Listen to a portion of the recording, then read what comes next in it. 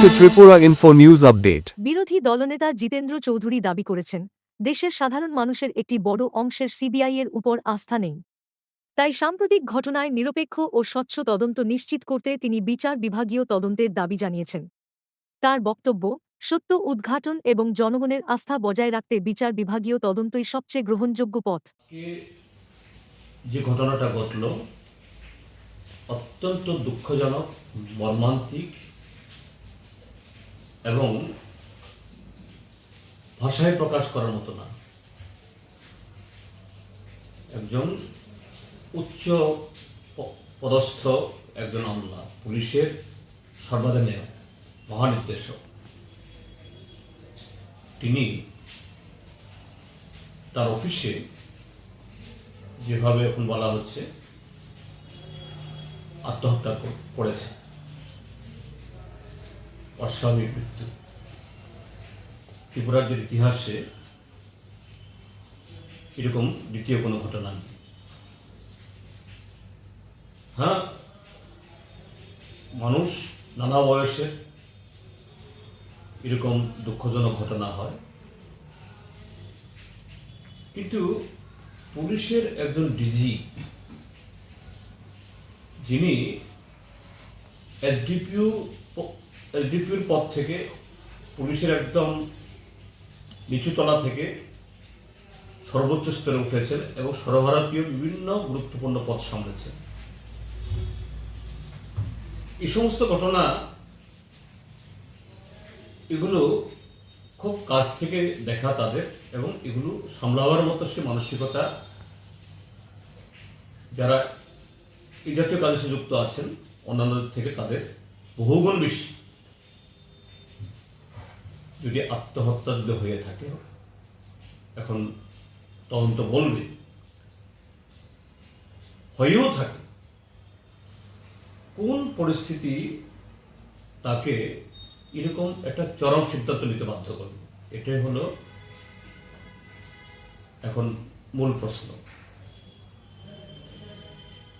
এবং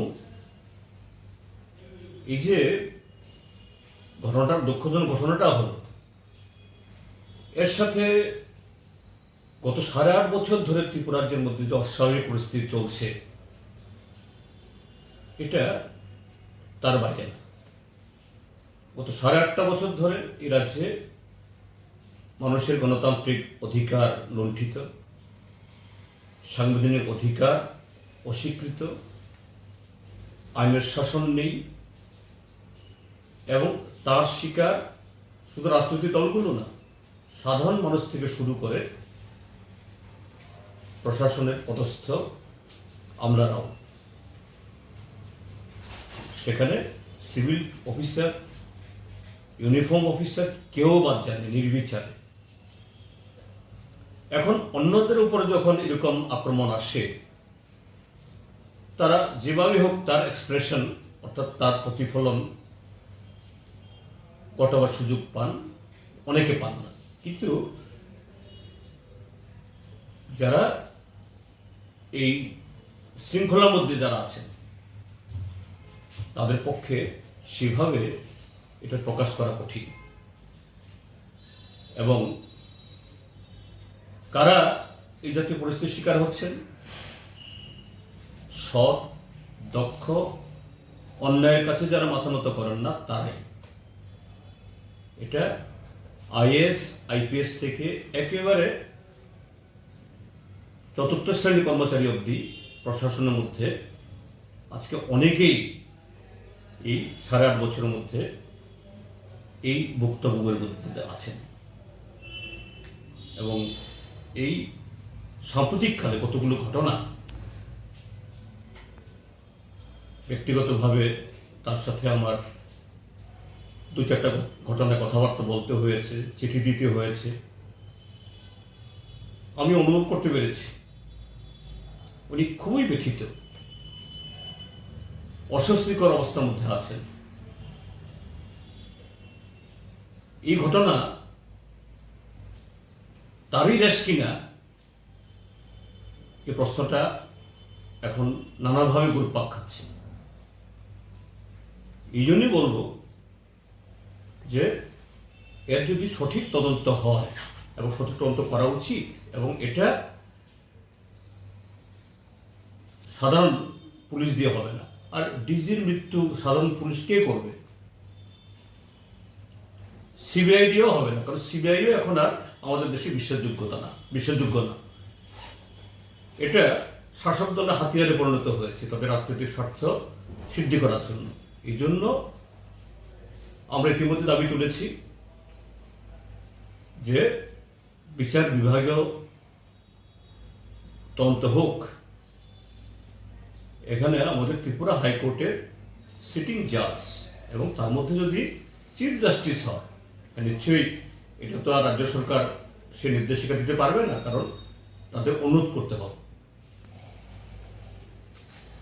রাজ্য সরকার যদি সৎ হন, তারা যদি মনে করেন এই ক্ষেত্রেতে ধনকর সাহেবের মৃত্যুর আসল সত্য রহস্য উন্মোচিত হোক, এটা বলার হিম্মত যদি তারা রাখে, মন্ত্রিসভা থেকে সিদ্ধান্ত গ্রহণ করে হাইকোর্টকে অনুরোধ জানানো হোক। স্যার একটু আগে রাজনীতির যেখানে রাজনৈতিক কারণে যে সমস্ত ঘটনাগুলি হয়, নিশ্চয়ই রাজনৈতিকভাবে সিপিএম সেগুলো তুলে, কিন্তু যেখানে রাজনীতি নেই সিপিএম কখনো সেটা নিয়ে কোনো রাজনীতি করে না। এটা বিজেপি করে, বিজেপির স্বভাব, তাদের সব কিছুই হলো রাজনৈতিক স্বার্থে। আজকে যে কোনো আমজনতাকে জিজ্ঞেস করা হোক না, পুলিশের ডিজির মতো একটা অফিসার সাধারণ মানুষ না তো,